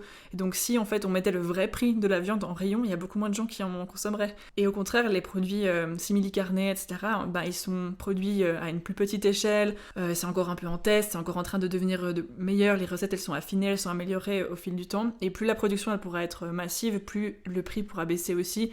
Enfin, si un jour on arrive à prix réel en fait, entre la viande et les simili-carnés vraiment face à face, sans subvention, on verra tout de suite que les simili-carnés sont vraiment beaucoup plus bon marché en fait. Ça m'est arrivé typiquement l'année passée, je crois, de manger de la viande et un burger pour en arriver à la conclusion que en fait je vois vraiment pas la diff quoi. Enfin, je suis vraiment là tout ça pour ça. Enfin, ça vaut pas la peine. Non. Vraiment. Mais viande hachée, nuggets, des trucs en sauce, mais qu'est-ce qu'on s'en fout. Tout ce genre de quoi. choses. Tu ne sens pas la différence, Non. donc ça sert à rien d'aller acheter la vraie, entre guillemets, version, c'est sûr. Après, je vais jamais recommander aux gens de manger des simili-carnés tous les jours et tout. Je pense que c'est important aussi d'apprendre à cuisiner avec des aliments bruts, non transformés et tout, et c'est toujours mieux. Mais quand même, ça dépanne toujours d'avoir accès à ça, et je trouve ça cool d'avoir beaucoup plus de choix à l'heure actuelle qu'il y a 10 ans. Même sans le simili-carné, t'as des burgers vegan vraiment sur base de betterave ou quinoa qui sont juste excellents, trop bons. Oui. Et puis, j'ai mangé un bol, les donburi là, japonais,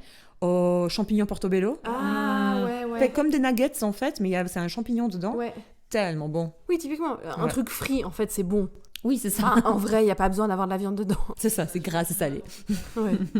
Elio, toi, t'avais dit aussi un truc la dernière fois qui m'avait un peu marqué, et tu parlais de la vie, en fait, de ces gens qui vont abattre des animaux tous les jours, et infliger la violence que ça fait aux personnes. Est-ce que tu veux un peu parler de ça ? Je commencerai par dire, tu as beaucoup parlé avec l'écoféminisme, etc., les hommes, principalement, les hommes cis, qui exercent une domination sur notamment les animaux. Et en fait, dans les professions qui exercent la domination sur les animaux, on voit en effet qu'il y a plus d'hommes. C'est autant dans les éleveurs. D'ailleurs, il y a aussi un épisode des couilles sur la table, c'est les couilles à la ferme. C'est en 2 épisodes et c'est aussi super intéressant, même si ça parle pas forcément de véganisme. Les éleveurs et puis vraiment les personnes qui abattent, qui sont genre boucher charcutier. J'ai pas trouvé d'autres dénominations en Suisse. Le CFC qu'on doit faire, je crois que c'est celui-là. Tous ces métiers-là, c'est principalement des hommes qui les exercent. C'est des milieux très masculins aussi dans les interactions, le truc où par exemple une femme agricultrice qui est en fait éleveuse, on va lui demander il est où votre mari, un peu elle s'occupe sûrement plutôt de l'agriculture végétale et puis voilà, ou d'administration ou de l'administration, et puis alors moi ça me pose vraiment question au niveau des personnes, t'en parlais, en fait les personnes qui passent leur vie à abattre des animaux ou à devoir couper des morceaux de leurs animaux. T'avais parlé du bec, il y a les cornes, il y a les trucs, en fait toutes des choses qui les font souffrir et qui passent leur vie à infliger de la souffrance contre de l'argent. Enfin, les personnes qui font l'abattage, c'est des professions apparemment terribles pour la plupart des personnes qui les exercent et qui font pas long feu avant de changer de métier, parce que comment est-ce qu'on peut être contre la violence et dire qu'il faut pas dominer les gens autour de soi, et puis à côté de ça avoir des personnes qui passent leur vie à littéralement abattre des animaux qui crient, qui se débattent, et comment est-ce qu'après on peut rentrer et avoir envie de prendre soin des personnes avec qui on vit, et moi ça me pose vraiment question sur est-ce qu'on peut accepter des violences aussi atroces d'un côté et puis refuser d'autres violences sur des êtres qui sont pas si différents que ça au final. Il y en a plein, au bout d'un moment ils y arrivent plus, et justement il y a déjà maintenant au moins une centaine de personnes qui ont fait une reconversion professionnelle, qui avant faisaient de l'élevage et qui maintenant ont complètement arrêté. Soit ils ont une ferme 100% végétale, soit ils se sont tournés vers un autre corps de métier, ils font autre chose. Typiquement dans la région vaudoise, il y a un couple qui a fait cette transition assez récemment. et ils ont ouvert leur boulangerie végétale qui s'appelle Au Pain Sans Peine. Ah oui, j'ai vu sur We Make It. Et donc ces 2 projets, Au Pain Sans Peine et le centre Équinescence, c'est des personnes qui se sont adressées à l'association Coexister à Frenières-sur-Baie pour faire cette reconversion vers un mode de vie sans exploitation animale en fait. Et typiquement, les Au Pain Sans Peine, voilà, ils continuent à faire de la production alimentaire comme ils en faisaient avant, parce qu'avant ils faisaient déjà de la boulangerie mais artisanale, mais tout ce qui était lardon, etc., c'était produit dans leur propre ferme. J'imagine bien, oui, le lait, les œufs, etc. aussi. Et maintenant, voilà, ils ont vraiment changé leur démarche et de fond en comble, ils ont tout végétalisé en fait, et je trouve ça super de voir que c'est possible. Et dans le témoignage de Stéphane, qui est justement le patron, enfin, c'était juste hyper émouvant en fait de l'entendre, de dire en fait moi au bout d'un moment je pouvais plus, mais mes cochons je les regardais, ils ont vraiment un regard humain, j'avais l'impression que ils sentaient très bien quand j'allais les amener à l'abattage, au bout d'un moment je pouvais même plus y aller, je devais demander à d'autres personnes d'y aller, j'arrivais plus à dormir, j'étais pas bien, enfin et en fait c'est des témoignages qui reviennent souvent. Ouais. Et enfin, il y a vraiment de plus en plus de personnes que ça touche, et je trouve ça vraiment super que maintenant ils arrivent à en parler en public, parce que plus tu vois des exemples de personnes qui ont ressenti la même chose que toi et qui ont décidé de changer et qui ont réussi, plus ça peut te donner espoir à toi aussi en fait de faire la même chose. Donc il y a des documentaires qui circulent sur ça, il y a justement ce deuxième sanctuaire en Suisse alémanique qui fait la même chose, qui s'appelle Hofnar. Et enfin voilà, il y a de l'aide en fait qui commence à se développer. Et maintenant, Virginia Marcus, donc de l'association Coexister à Frenières-sur-Baie, a lancé une nouvelle asso qui est en fait une sorte de branche française de son asso. Et c'est en collaboration avec d'autres associations françaises. Et le but, c'est de mettre en place ce même système d'aide aux personnes qui veulent se reconvertir, mais en France, parce que là-bas, en fait, la demande, elle est aussi présente, mais il y a encore personne pour les aider. Donc ça se met en place, ça s'appelle Terre en transition. Et ça a été annoncé, je crois, cette semaine que c'est en train d'être créé, donc c'est super. Enfin, il y a vraiment un mouvement en fait qui se met en place pour dire, on ne veut pas pointer du doigt ces personnes qui font ces métiers-là, parce qu'on conçoit bien que c'est des métiers hyper difficiles et que c'est dur de s'en sortir. Et en fait, on aimerait plutôt leur donner des outils pour les aider, puis s'orienter ensemble vers des solutions. En fait, c'est pas du tout nouveau que les gens se sentent comme ça, c'est que maintenant on peut en parler. Et j'ai pensé à ma tante, enfin elle n'était pas paysanne, mais ils avaient quelques moutons à la maison, au nord de l'Albanie. Puis elle m'avait dit que quand je les amène chez le boucher, elle me disait, mais je pleure pendant tout le chemin. Ouais. Et en fait, c'est horrible, quoi. Elle pleurait, et puis bien sûr qu'on l'a traitée de meuf trop sensible. Oui, bien sûr. C'est comme ça. Et t'avais pas du tout la possibilité de remettre ça en question. On te dit, c'est comme ça, on a toujours fait comme ça, c'est comme ça et pas autrement. C'est difficile de changer quand on a cette perspective-là, en fait. Ouais, c'est vraiment dur. On a déjà parlé de l'écoféminisme. Est-ce qu'on peut poser peut-être quelques définitions et juste vraiment parler de l'antispécisme qu'on a juste mentionné ? Je ne sais pas si Amandine ou Elio ou Coco vous voulez prendre. L'antispécisme, c'est donc le mouvement qui s'oppose au spécisme, qui est la domination de l'espèce humaine sur les autres espèces. Voilà. Tout est dit. Et tu sais de quand il date comme mouvement ou de quand ça a été nommé comme ça ? Les questions végétariennes, enfin la question de tuer les animaux, ça c'est quand même super vieux. Parce que je me demande s'il n'y a pas déjà des gens à l'Antiquité qui étaient végés et qui étaient en mode... Philosophiquement, c'est quand même un peu difficile d'abattre des animaux qui pleurent. Voilà. Pour l'antispécisme, je ne sais pas de quand date ce mot.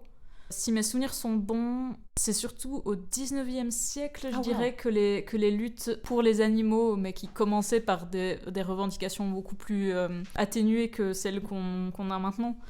Mais j'ai vraiment l'impression comme ça du 19e siècle où il y a les premiers vraiment mouvements, des grandes têtes qui vont défendre le végétarisme et puis les questions de l'éthique animale. La notion d'antispécisme, elle est quand même venue bien après les notions de végétarisme. Et il y avait des premières associations végétariennes qui se sont mises ensemble et qui ont commencé à avoir des revendications, mais la notion d'antispécisme, après la notion par exemple d'abolitionnisme, tout ça c'est venu quand même bien plus tard. Mais maintenant c'est ce qui est le plus présent, j'ai envie de dire, dans ces mouvements-là. C'est devenu beaucoup plus clair et radical la position qu'on peut avoir. En fait, on va pas se contenter de dire oui, il faut améliorer les conditions d'élevage. Non, on ne veut plus d'élevage en fait. On veut plus continuer à consommer comme ça, on veut plus continuer à produire comme ça, on veut repenser la société vraiment à la racine. C'est ça que ça désigne l'abolitionnisme. C'est vraiment l'abolition de l'élevage, tandis qu'on pourrait l'opposer au réformisme, où on essaye d'améliorer les conditions. Et puis, j'ai l'impression qu'au début, le mouvement, c'était plutôt du coup réformiste, tu vois, et que maintenant, c'est devenu beaucoup plus fort. La voix de l'abolitionnisme est devenue beaucoup plus forte dans les discours. Je sais pas ce que t'en penses. J'ai cette impression aussi, mais je suis quand même relativement jeune. Oui, je dis ça aussi, pareil, dans ce que j'ai pu lire, tu vois, mais pas... Peut-être pour arriver vers la fin, Enfin, quels seraient, par exemple, tes conseils des gens qui veulent peut-être changer de régime alimentaire, mais qui ont des craintes liées à la santé? Alors vraiment, n'ayez pas peur. Voilà, comme on l'a dit, dans le cadre d'un régime végétalien, la carence à laquelle il faut faire le plus attention, c'est la vitamine B12, donc c'est vraiment le supplément à prendre impérativement. Donc ça, vous pouvez aller en pharmacie, demander, puis c'est un truc que vous devrez prendre 1 fois par jour. Si c'est moins bien dosé, vous pouvez prendre 2 fois par jour. Voilà. Enfin, il y a aussi des trucs qui se prennent toutes les semaines ou tous les mois. Oui, c'est vrai. En fait, ça peut être plus fortement dosé, mais c'est juste que le corps, en fait, il est capable d'absorber qu'une certaine quantité. Puis ensuite, ça va juste rester dans l'organisme. Puis petit à petit, le corps va en reprendre un petit peu, comme ça. Mais c'est pas grave d'en avoir une grande quantité dans l'organisme parce que de toute façon, c'est éliminé avec l'urine. Donc, il n'y a pas de problème. Il n'y a pas de surdosage possible par rapport à d'autres choses comme le fer, par exemple. Voilà. Ensuite, en fait, si on a une alimentation vraiment bien équilibrée et complète, il n'y a pas de souci de carence. Il faudrait en gros que la moitié de l'assiette, de manière générale, j'ai pas tous les jours l'assiette, mais par exemple sur la semaine, que la moitié soit des légumes, que 2/3 soient des féculents, et que un tiers, le tiers restant, soit des sources de protéines alternatives, donc ça peut être les légumineuses ou le tofu, le tempeh, etc. Ou les oléagineux, non ? Les graines, les fruits secs, il y a aussi des protéines dedans. Oui, ça c'est plus un truc par-dessus, je dirais, mais ça veut pas forcément... Enfin, ça peut compter là-dedans aussi. Après, il y a une pyramide alimentaire vegan qui a été faite par PETA France. Et là, je peux vous inviter à vraiment l'ouvrir et la consulter, puis elle est hyper complète. Puis, ouais. Donc en fait, en gros, c'est juste de s'alimenter aussi de manière variée, équilibrée, etc. Et puis ensuite, au niveau des compléments qui peuvent être intéressants pour tout le monde, donc qu'on soit vegan, qu'on soit végétarien ou qu'on soit même omnivore en fait. C'est par exemple pour la Suisse notamment, enfin pour les personnes qui vivent en Europe, la vitamine D que normalement on crée quand on est en exposition au soleil, mais en fait c'est entre les mois d'octobre à mars, le soleil il est à un angle tel qu'on n'arrive pas en fait à en créer nous-mêmes donc dans le corps. Donc si on veut en produire, il faudrait se complémenter à ces moments-là. Sinon, l'oméga 3, ça peut être un complément intéressant pour tout le monde parce qu'on n'en consomme pas forcément assez. Et puis le sélénium potentiellement aussi. Mais ça, en fait, c'est des recommandations. Je vous dis ça comme ça, c'est de manière générale pour toute la population, mais ça ne veut pas dire que je le fais forcément ou que tout le monde doit absolument le faire. Si on veut vraiment avoir un bilan absolument irréprochable, mais en fait, ce que les médecins disent beaucoup, c'est que les personnes végétariennes ou véganes qui viennent faire des bilans sanguins chez eux, en fait, c'est presque inutile parce que c'est toujours les personnes qui ont les meilleurs bilans sanguins, quoi. Ah ouais. Parce que, en fait, quelqu'un qui mange beaucoup trop de viande rouge, etc., ils auront beaucoup plus de problèmes. Non pas forcément de carence, mais de surdosage, d'excès de certains nutriments. Donc c'est ça en fait, c'est pas comme si tu vas être vegan, tu auras des problèmes d'équilibre, parce que si tu manges trop de viande, tu as aussi des problèmes. C'est ça, il y a énormément de problèmes qui sont liés à l'alimentation. En fait, toutes les maladies civilisationnelles, comme on dit, c'est-à-dire le diabète de type 2, les troubles cardiovasculaires, en fait, c'est beaucoup lié à l'alimentation et surtout à la surconsommation de produits animaux, en fait. Ouais. Donc la plupart du temps, les personnes végétariennes et véganes sont en meilleure santé. Donc je dirais pas vraiment aux gens d'avoir peur de ça en fait, juste se supplémenter en B12 et si on a peur, ne pas hésiter à aller voir un ou une nutritionniste. Après il faudrait peut-être choisir quelqu'un qui s'y connaît un petit peu en alimentation végétale parce qu'il y a juste des personnes qui sont réfractaires à l'ancienne et qui vont peut-être décourager pour rien, mais il y a des listes, par exemple avec SwissVeg on a une liste d'experts et expertes en santé, donc ça peut être tous les domaines de la santé qui sont, disons, pas anti-vegan, donc on peut aller consulter ces personnes.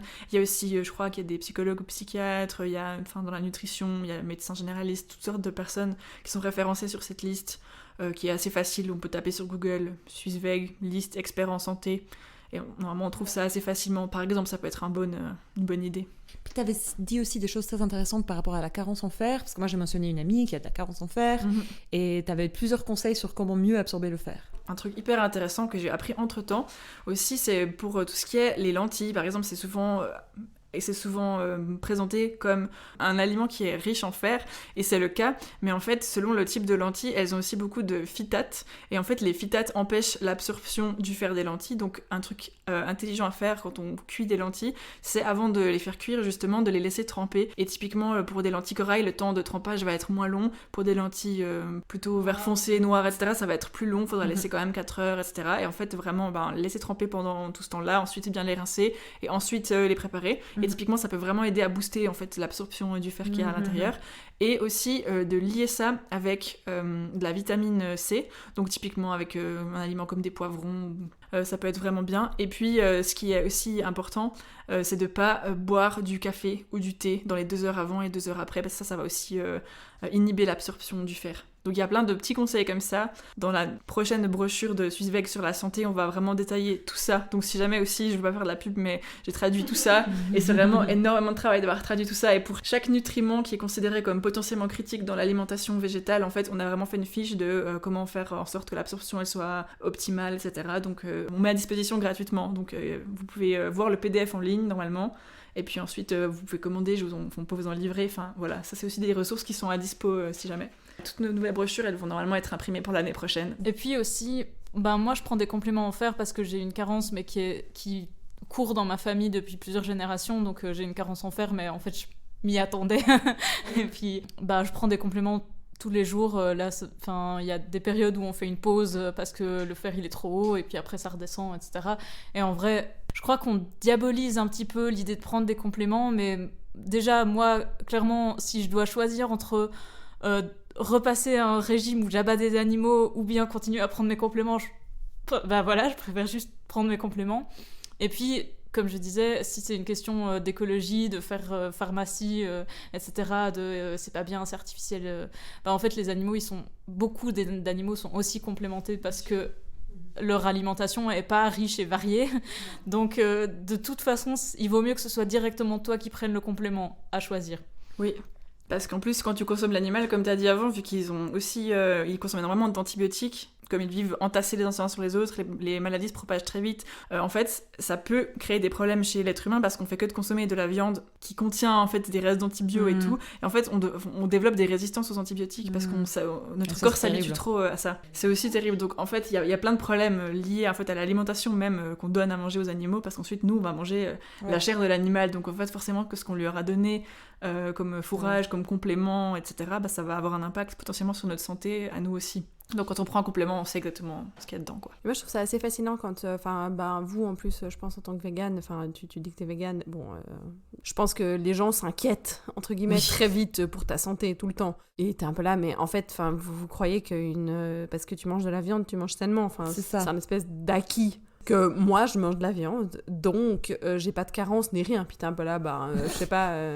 Il y a un peu ce truc aussi de se vanter de pas manger sain et de se dire c'est marrant, mais ça c'est très adolescent encore. Ah oui, c'est vraiment tellement puéril. Vas-y, moi je fais ce que je veux, genre j'ai pas de règles à suivre et tout. Et puis en fait, le truc c'est que c'est au détriment de ta santé, donc tu vas potentiellement t'en vouloir par la suite. Mais je me suis dit ça aussi, peut-être qu'en fait il faut que je redéfinisse ma notion de mon love language, mais mon self-love language, tu vois. Genre, en fait, je me dis, c'est trop bien, je m'accorde ce qui est interdit et tout, je me fais plaisir, je vais manger tout ce que je veux. Et en fait, toutes les barrières tombent, les barrières mentales de l'aliment qui est bon, pas bien, pas bien. Je me dis, je m'en fiche et tout. Et en fait, j'ai l'impression de me faire du bien comme ça sur le moment, alors qu'en fait, je sais que c'est faux.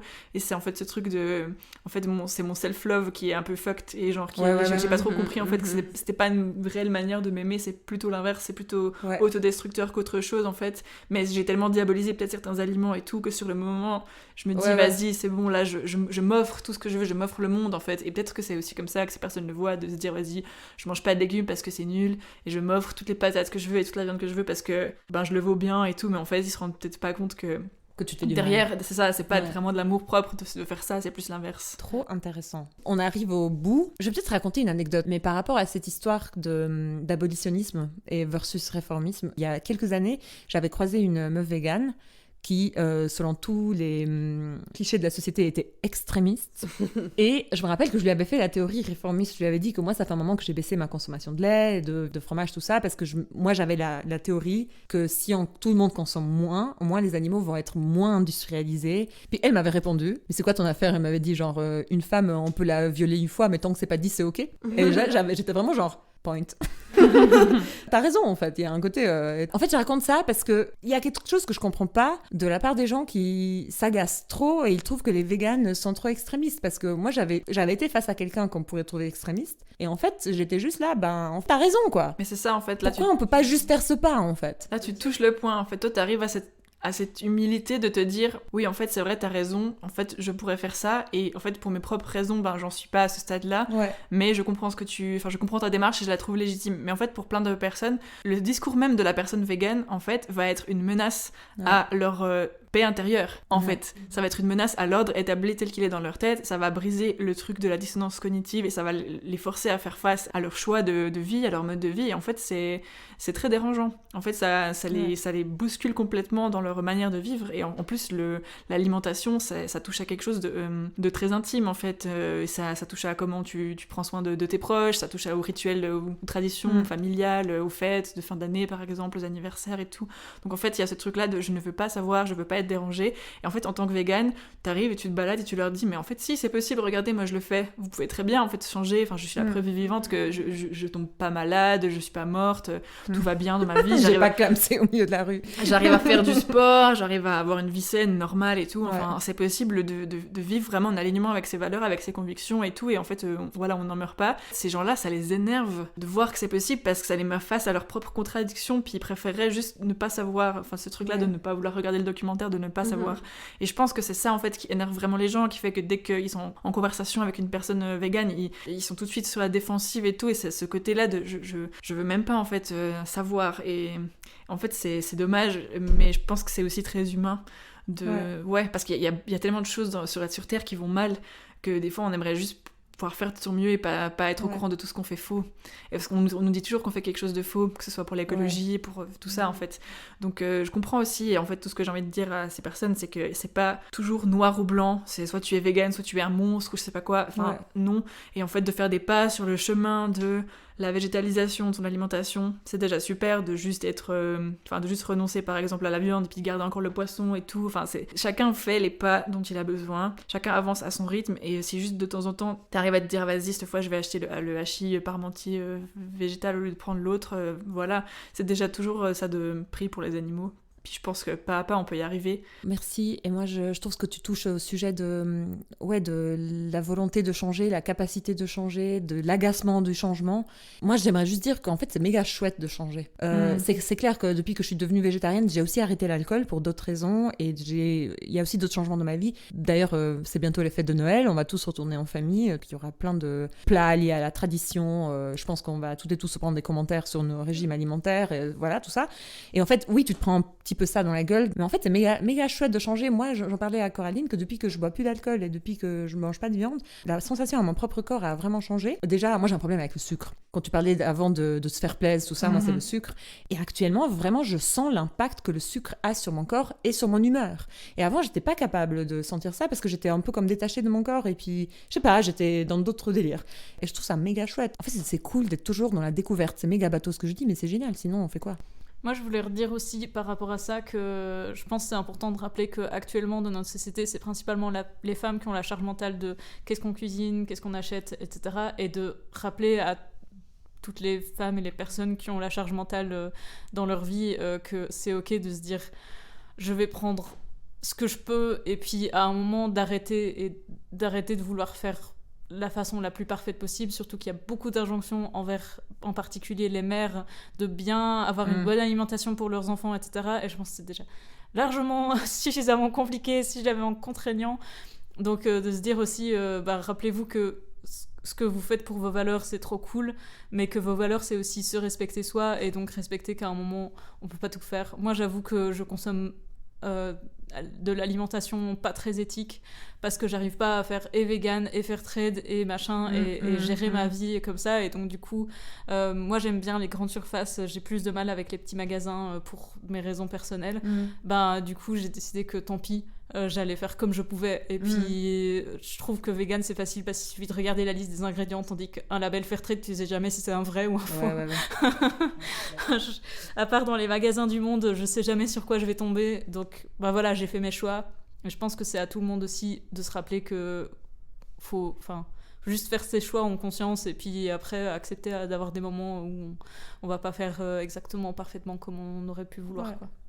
Magnifique. Plus ou moins dans le mot de la fin aussi, juste rappeler aussi que, en fait, pour l'instant, dans ce podcast, on a parlé principalement de végétalisme, donc vraiment juste de l'alimentation végétale, mais qu'en fait, le véganisme, ça inclut tout le mode de vie de manière générale. Donc, tout ce que tu peux acheter comme produits cosmétiques, comme produits de ménage, comme vêtements, le type de housse que tu prends, si tu prends enfin, un duvet avec des plumes dedans ou non, enfin, c'est très très vaste en fait. Puis c'est aussi cautionner, par exemple, ne pas cautionner les zoos, ne pas cautionner le cirque avec des animaux, enfin voilà, toute l'exploitation animale dans son ensemble. Et évidemment, ça peut aussi sembler un peu intimidant au début quand on veut se lancer là-dedans, donc de nouveau j'ai envie de souligner le fait qu'on n'est pas parfait, qu'il y a toujours un moment donné où on doit faire un choix entre ce qui est possible juste logistiquement, financièrement, etc. Et en fait, voilà, il vaut mieux qu'il y ait plein de véganes imparfaits plutôt que quelques véganes hyper hardcore, super parfaits qui font tout juste, parce qu'en fait c'est presque impossible dans notre société de faire toujours tout juste, donc c'est important de se lâcher aussi un peu du lest et d'être autant végane que ce qui est possible. Coraline, est-ce que toi, t'aurais un mot de la fin? Moi j'ai envie de continuer sur les autres mots de la fin et sur l'imperfection en général, parce que je suis en mode « Look at me !»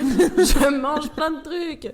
Et en fait, tu fais de toute façon la différence, effectivement, et puis il faut arrêter avec ce côté activiste parfait, parce que, comme tu l'as dit, il vaut mieux avoir plein de véganes imparfaits que des véganes parfaits qui font chier tout le monde parce qu'ils sont plus intenses, ou j'en sais rien, de toute façon, c'est juste qu'il y en a moins. C'est vraiment par petites étapes, et puis on enlève cet aspect perfectionniste du si je fais rien, enfin si je peux pas le faire parfaitement, autant rien faire. Bah ça fait pas de sens en fait. Et puis que tu peux voilà, te lancer petit à petit, et puis quitte à faire veganuary, et puis juste essayer une fois, et puis après ça ouvre tes horizons à des recettes que tu remettras en plus, et puis que tu ajouteras dans tes rotations de repas, et puis petit à petit tu découvres des nouvelles choses en fait aussi, et c'est vraiment il y a vraiment beaucoup de bonheur à trouver dans la découverte, et puis changer en fait. Parce qu'on a beaucoup parlé du simili carne, mais en fait il y a plein de recettes magnifiques qui sont complètement en dehors de cet équilibre de l'assiette féculents, légumes, viande. Mais vraiment genre des currys indiens, des poivrons farcis, enfin il y a plein de recettes qui n'ont rien à voir avec la viande, qui sont juste trop trop bonnes. Ouais, c'est clair. Et puis aussi tu réalises qu'il y a plein de plats que tu peux manger qui sont végétariens déjà à la base. Et puis moi cette année ma mission c'était d'apprendre à cuisiner du tofu, parce que justement je connaissais, enfin j'utilisais beaucoup les simili carne, et puis je faisais un peu rien d'autre avec, enfin le tofu c'était un plat. Et je suis assez fière de moi. Yes. J'ai trouvé des bons résultats. Bravo, c'est hyper fun le tofu. Ouais, c'est très versatile et c'est super. Trop cool, c'était vraiment cool. Ouais, c'était trop bien. Ça fait trop plaisir. Merci Elio de t'être proposé pour ça. Merci d'avoir accepté, ça m'a vraiment fait plaisir de pouvoir revenir, et puis en étant plus part de l'organisation. Merci Amandine d'avoir répondu à mon appel. Avec grand plaisir. Je suis contente, super contente d'avoir osé répondre. Au début je me suis demandé si j'étais la bonne personne pour ça, si j'allais être suffisamment éloquente et tout, si j'avais suffisamment de connaissances en féminisme pour venir sur ce podcast en particulier. Finalement, très contente d'être là. Ouais. Finalement, t'as écouté un de nos épisodes, tu t'es dit, non mais je peux faire pareil. J'avais mis dans mon message quelque chose genre, c'est vraiment pas trop prise de tête, on se pose dans le salon et on discute. C'était Les Poissons sans bicyclette, un podcast indépendant à Lausanne, qui a un Patreon auquel vous pouvez souscrire pour seulement à partir de 5 francs par mois, et avoir déjà du contenu exclusif. Et puis merci d'avoir écouté. Merci pour votre écoute, et merci pour votre présence aux personnes qui étaient là. Merci. Merci. Ciao Nadine. Ciao, ciao.